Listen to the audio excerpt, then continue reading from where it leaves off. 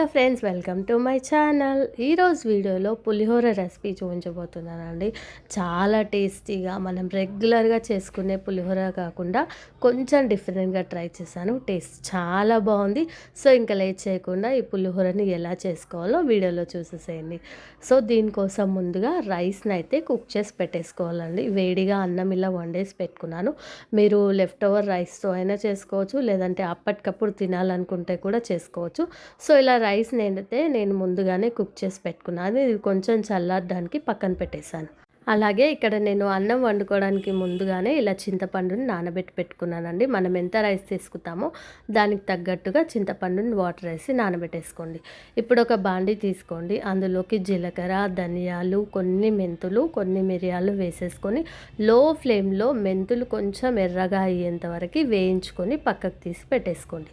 ఇప్పుడు అదే బాండీలోకి వేరుశనగ పప్పులు వేసుకుంటున్నాను. పల్లీలు మీకు నచ్చినన్ని వేసుకొని పల్లీలని నూనెలో మంచిగా వేయించుకొని పక్కన తీసి పెట్టేసుకోవాలి. ఇప్పుడు అదే ఆయిల్లోకి ఎండుమిర్చి వేసుకుంటున్నానండి.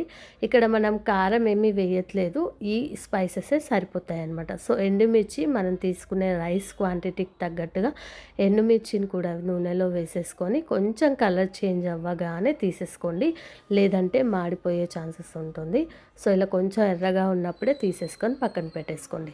ఇప్పుడు అదే బాండీలోకి జీలకర్ర, ఆవాలు వేసుకుంటున్నాను. అలాగే కొద్దిగా మినపప్పు కూడా వేసుకుంటున్నాను.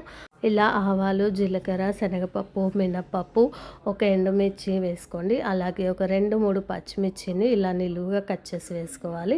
కరివేపాకు కూడా వేసేసుకొని ఇవి నూనెలో మంచిగా వేయించుకోండి. పచ్చివాసన పోయి పచ్చిమిర్చి, కరివేపాకు ఇలా మంచిగా మగ్గేంత వరకు వేయించుకున్నాక ఇప్పుడు ఇందులోకి మనం ముందుగా నానబెట్టుకున్న చింతపండుని ఇలా గుజ్జు తీసి వేసేసుకుంటున్నాను నేను. ఇలా వేసుకున్నాక ఇప్పుడు ఇందులోకి పసుపు వేసుకోండి. అలాగే మనం రైస్ ఎంత తీసుకున్నామో దానికి సరిపడా సాల్ట్ కూడా ఇక్కడ వేసేసుకోండి. పులిహోరకి సరిపడా సాల్ట్ వేసేసుకున్నాను. ఇది వేసేసుకున్నాక ఈ పులుసు అనేది మనకి మరగాలండి. పైన ఆయిల్ సపరేట్ అయితే పులుసు బాగా మరిగి పచ్చివాసన పోతేనే టేస్ట్ బాగుంటుంది పులిహోర.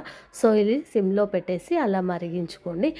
ఈలోపు మనం ముందుగా వేయించి పెట్టుకున్న మసాలా దినుసులు ఉన్నాయి కదా, అవి ఒక మిక్సీ జార్లోకి వేసేసుకోవాలి. అలాగే నూనెలో వేయించి పెట్టుకున్న ఎండుమిర్చి కూడా వేసేసుకొని ఇలా ఫైన్ పౌడర్లా గ్రైండ్ చేసేసుకొని పక్కన పెట్టేసుకోండి.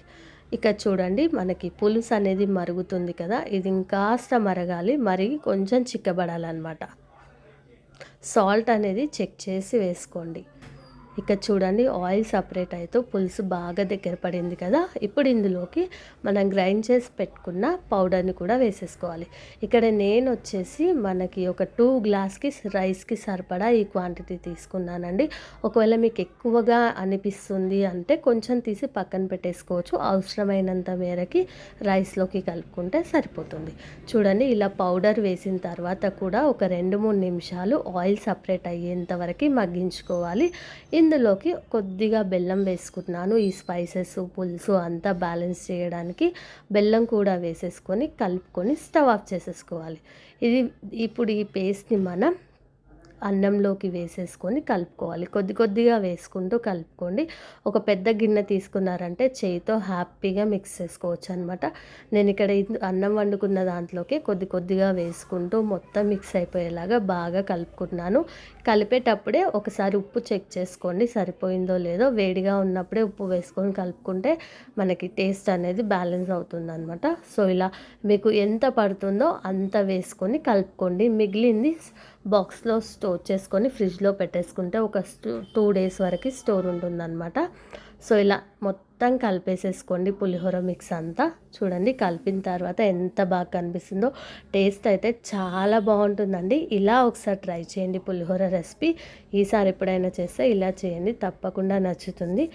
ఈ రెసిపీ మీకు నచ్చితే తప్పకుండా లైక్ చేయండి, మీ ఫ్రెండ్స్ అండ్ ఫ్యామిలీ మెంబర్స్కి షేర్ చేయండి. మరిన్ని వీడియోస్ కోసం ఇప్పుడే మన ఛానల్ని సబ్స్క్రైబ్ చేసుకొని చూడండి. Thank you for watching.